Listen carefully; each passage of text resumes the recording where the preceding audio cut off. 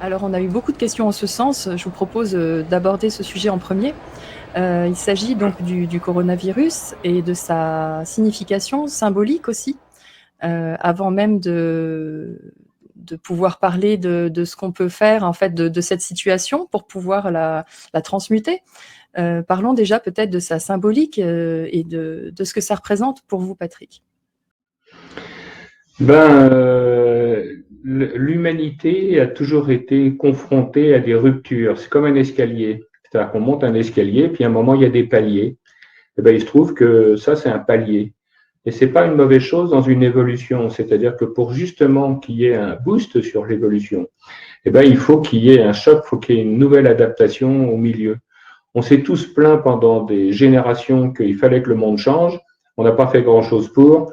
Et maintenant que ça change, on se plaint tous en disant « Ah bah, le monde change ». Oui, mais finalement, on va s'arranger maintenant pour que ça change un petit peu dans le bon sens, quoi. C'est-à-dire que nous soyons capables de bâtir enfin ensemble contre cette adversité.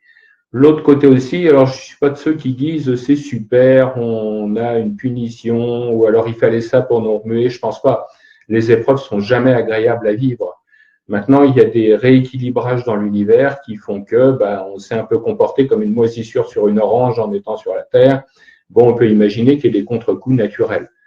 Donc, ce qui nous arrive, pour moi, n'est pas extrêmement étonnant et pas si rare que ça. N'oublions pas les épidémies de peste qu'il y a eu pendant des siècles et qui ont décimé cette fois réellement l'humanité. C'est-à-dire que je ne vais pas dire que là, ça ne veut pas dire que c'est pas grave, mais ça veut dire qu'on a eu des épidémies bien plus terribles que ça. D'ailleurs, ça n'a pas changé notre comportement après, peu, mais ça a été un coup de semonce. L'autre chose aussi qui est intéressant pour moi, c'est que c'est mondial. C'est-à-dire que même si chaque pays essaye de dire c'est pas moi qui l'ai fait, mais c'est un autre, eh bien, c'est quelque chose qui touche le monde entier. Et c'est dans ce cas-là où on peut vraiment changer quelque chose. Parce que si ça se passait que dans un seul pays, finalement, ça serait un peu comme un zoo, quoi. C'est-à-dire que les gens seraient autour, on n'aiderait pas, mais on en aurait grandement un peu rien à faire. C'est comme quand on dit à un enfant, mange ta soupe, il y en a d'autres qui meurent de faim dans le monde, il s'en fout complètement parce qu'il n'est pas concerné. Donc là, les circonstances font que tout le monde est concerné. Et c'est pour ça qu'on peut bouger, justement, parce que tout le monde est concerné. Et on se rend compte enfin que, on va pouvoir faire des choses ensemble et qu'on ne peut les faire qu'ensemble, puisqu'individuellement, justement, on n'a aucune chance. Donc, c'est peut-être une manière, par nécessité, de travailler tous ensemble. Alors, quant à la provenance de ce virus, il y a tellement, dans toutes les périodes de crise, soit on se retourne vers les églises, ou soit on se retourne vers les complots, voire les extraterrestres. Donc, il faut savoir que les virus, je ne suis pas un spécialiste, mais c'est la vie aussi. C'est-à-dire qu'on dit qu'il n'y aura plus de maladie un jour, oui, quand il n'y aura plus de vie. Parce que pour le virus, c'est une tentative d'adaptation au milieu. Et par contre, ce qui s'est probablement passé, mais j'en sais rien, c'est une probabilité, c'est pas que ça a été inventé par l'homme, mais que c'est des souches virales d'animaux différents qui n'auraient pas dû se rencontrer, par exemple des pangolins et des chauves-souris, qui peuvent avoir chacun un virus, qui est un coronavirus, mais propre à leur espèce. Et le fait qu'on les ait confinés ensemble, qu'on les ait mis ensemble sur un marché, par exemple, a pu faire qu'une espèce a contaminé l'autre et que les deux virus ont fusionné pour faire une nouvelle souche que nous ne connaissons pas. Donc, il est peu probable que ce soit l'homme qui ait fait ça. Déjà, quel intérêt? Et il faut savoir que si on fait une arme bactériologique, on est les premiers à s'en prémunir, sinon ça ne sert à rien. Donc, ça me paraît un peu curieux, mais c'est un effet de la vie. Alors, est-ce que c'est aussi quelque chose qui va nous permettre de changer d'état et de monter de nos vibrations? J'en sais rien. Déjà, il y a eu tellement d'épidémies, de pandémies même dans le monde, c'est pas pour ça que ça nous a permis de changer d'état. Mais peut-être que pour la première fois, notre espèce va se rendre compte que cette menace est commune et qu'on ne peut pas travailler les uns sans les autres. Et ça, pour moi, c'est aujourd'hui la chose la plus importante. Une autre chose importante, c'est quand on est confiné, qu'on a tous envie de sortir. Avant, on est resté des journées entières devant la télé ou à faire des choses en étant confiné, j'allais dire volontairement, alors qu'il faisait beau dehors et qu'on n'avait pas envie même de sortir dans notre jardin ou d'aller en forêt. Et maintenant, on a une espèce d'appel de la forêt. C'est un peu comme on vit avec quelqu'un et ce quelqu'un vous quitte et il vous manque quand il n'est pas là. Mais tout le temps où il était là, il ne vous manquait pas. Donc, on se rend compte finalement que ce confinement, je pense que le jour où il va être fini, on va avoir des exodes ruraux, on va avoir les gens des villes qui vont se précipiter dans les campagnes pour retoucher un peu cette nature qui était mise à distance. Donc, c'est aussi garder ça à l'esprit que il ne faut pas attendre que quelque chose nous manque pour pas en tenir compte. Et je pense que ça sera aussi une leçon. Maintenant, c'est peut-être un changement de société aussi, je le souhaite, je le souhaite. On s'aperçoit que les sociétés capitalistes aujourd'hui vont être obligées de réinjecter de l'argent. C'est sans doute la première fois où on va voir ça, c'est-à-dire que ça marche souvent dans un sens, c'est-à-dire qu'on a utilisé, on a exploité des entreprises pour récupérer de l'argent. Et là, si on veut pas qu'elles disparaissent, eh bien, on va pouvoir remettre à l'intérieur du monde cette énergie. Donc, je pense que c'est déjà une bonne chose. Une recirculation des richesses par nécessité. C'est pour ça que je disais à un moment, quelqu'un me posait la question en disant oui, mais les riches, ils vont s'en sortir et les pauvres, ils vont mourir. Peut-être qu'ils ont plus de moyens, ils ont plus de masques, ils ont peut-être plus de produits, on ne sait pas. Mais ce n'est pas l'intérêt des riches de faire disparaître les pauvres. Donc, rassurez-vous, les riches protégeront aussi les pauvres parce qu'ils en ont simplement besoin. Donc, c'est une nécessité. Et on se rend compte, pardon, et on se rend compte que cette nécessité va peut-être changer d'orientation aujourd'hui en disant les nécessités d'hier ne sont plus les nécessités de demain, les peurs d'hier ne sont plus les peurs de demain. Et peut-être que cette prise de conscience, non pas mystique, non pas métaphysique, mais uniquement réelle dans notre vraie vie, eh bien, pourra sans doute réellement faire bouger les choses.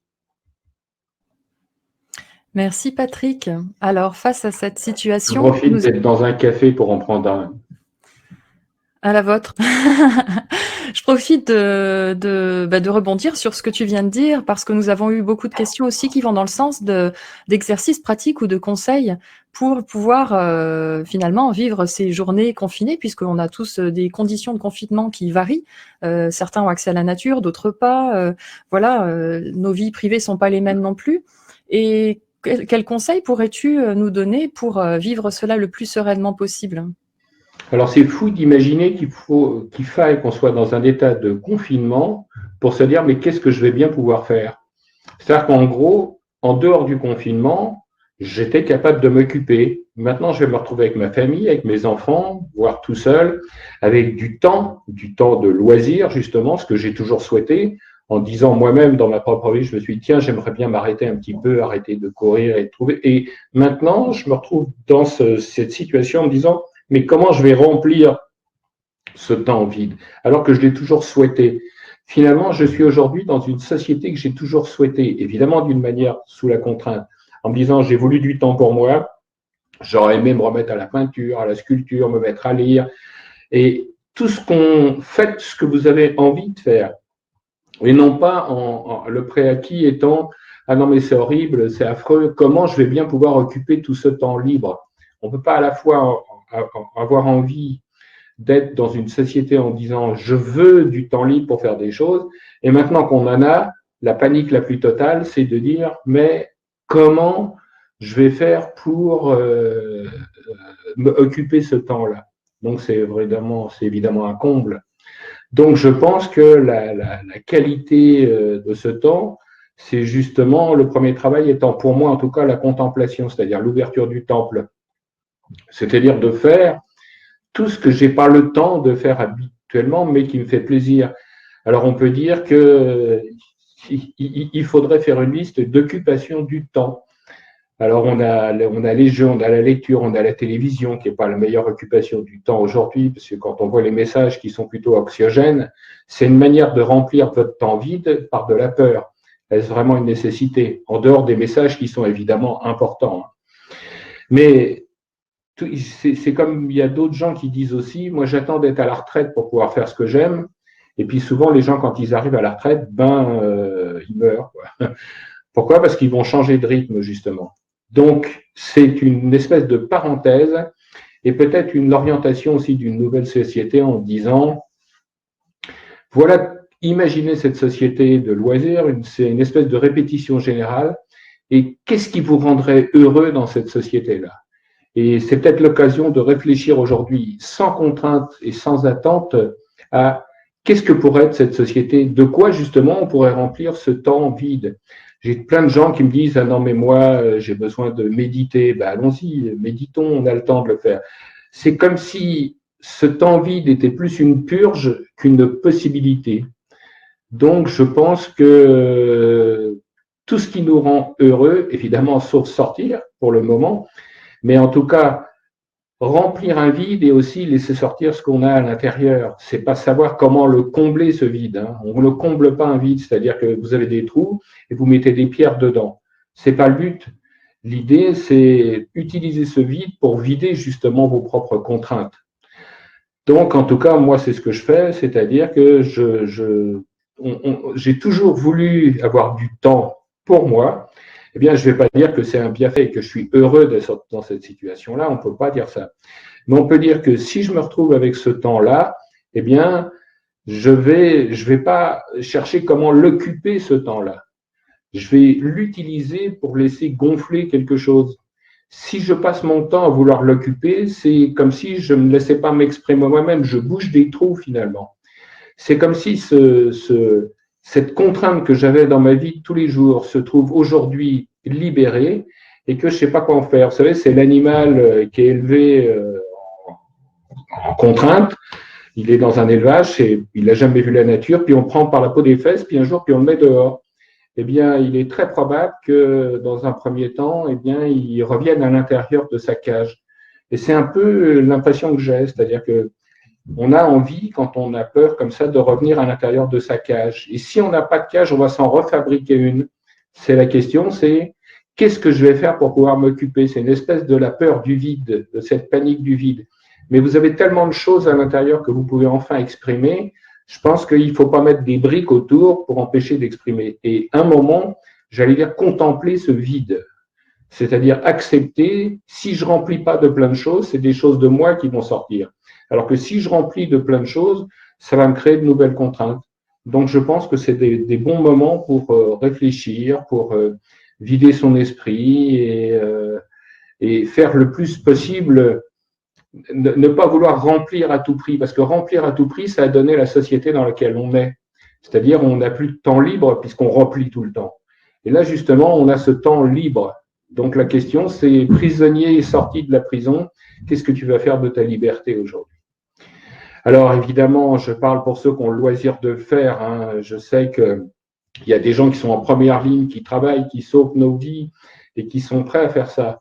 Et bien sûr, on ne peut que les remercier de faire ça et on peut être qu'attentif, mais ça n'empêche pas que, étant en première ligne, ils permettent peut-être à ceux qui sont en seconde, en troisième et en multiples lignes derrière d'avoir le temps de la réflexion. Justement parce que ceux qui sont en première ligne, bah, ils gèrent la crise, quoi, ils n'ont pas le choix.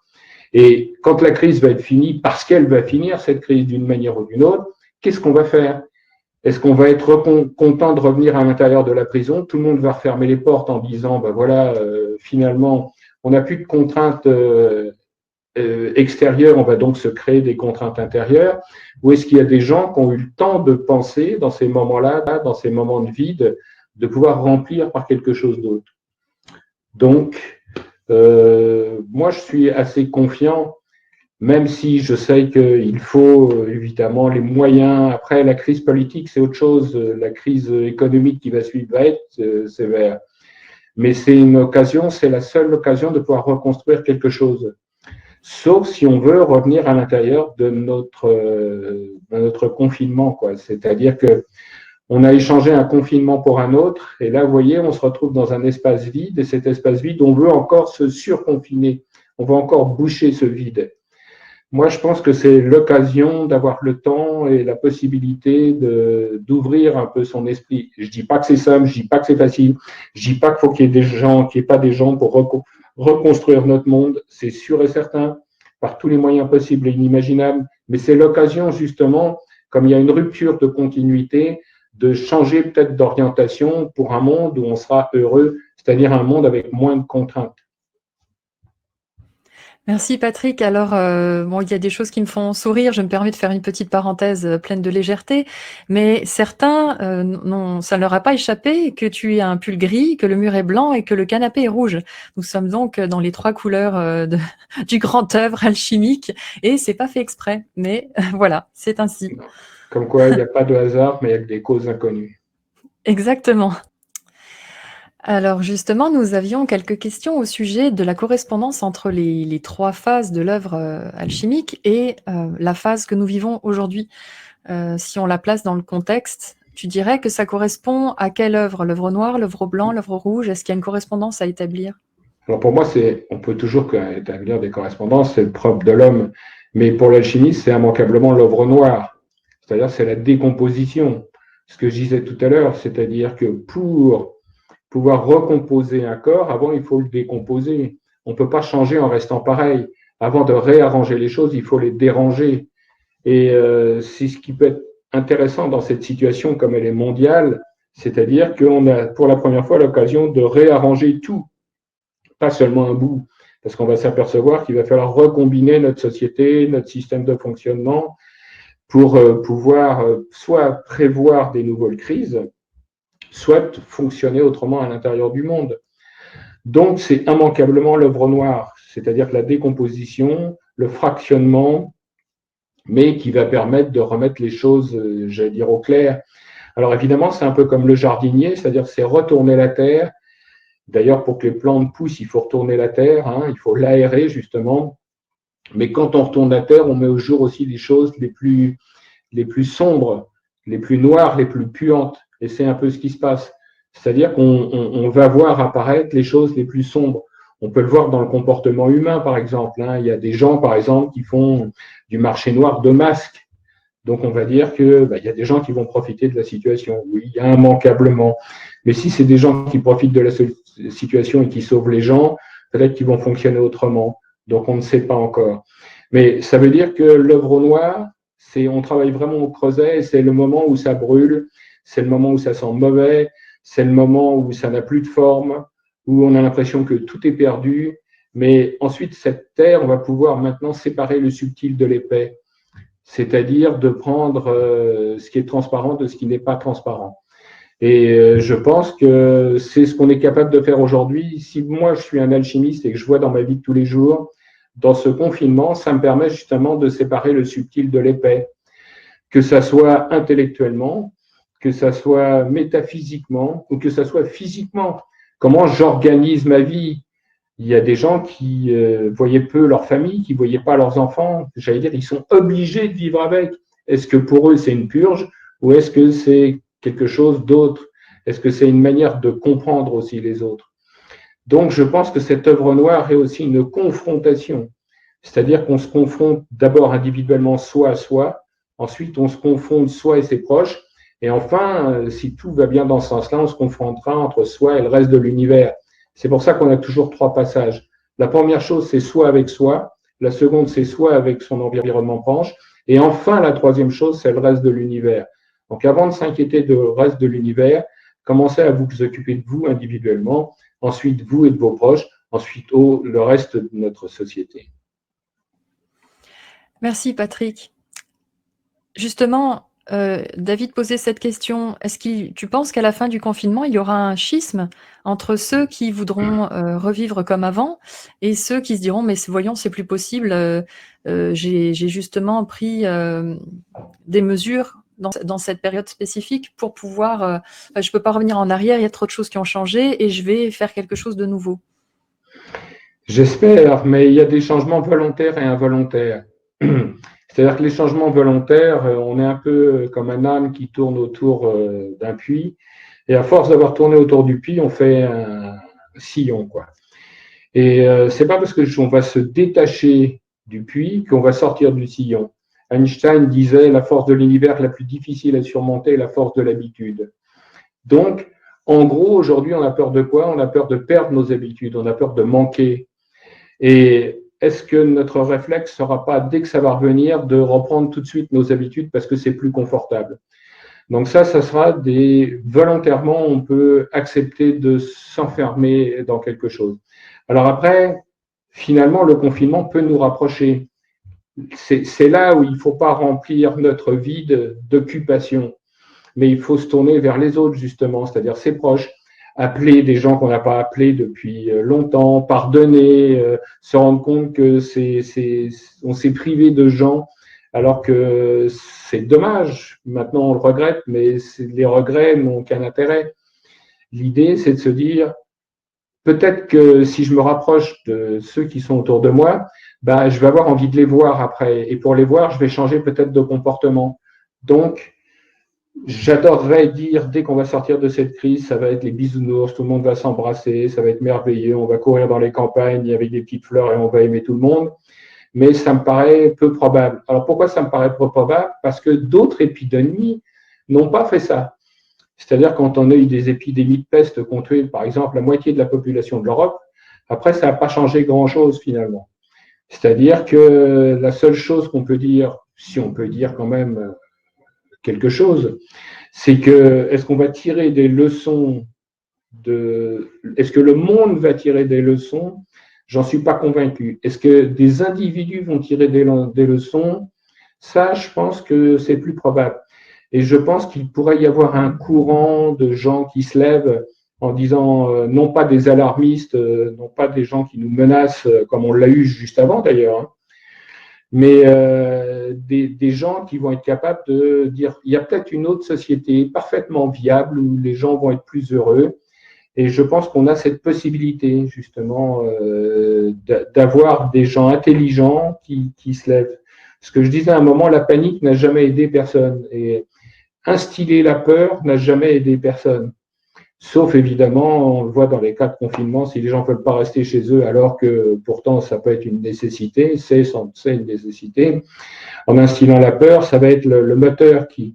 Mais je pense que l'intelligence peut être capable, l'intelligence étant pour moi l'adaptation au milieu, je pense que des gens intelligents vont se lever, qui sont déjà debout, qui sont déjà là et que vont être un peu capables, à mon avis, de proposer des nouveaux mondes. Alors, est-ce qu'on ne va pas tomber dans la facilité en disant on a oublié, maintenant c'est derrière nous, on revient où on était? Ou est-ce que peut-être des ouvertures se produiront? Je le souhaite. Je souhaite que nous soyons devenus intelligents. Mais j'en suis pas tout à fait convaincu.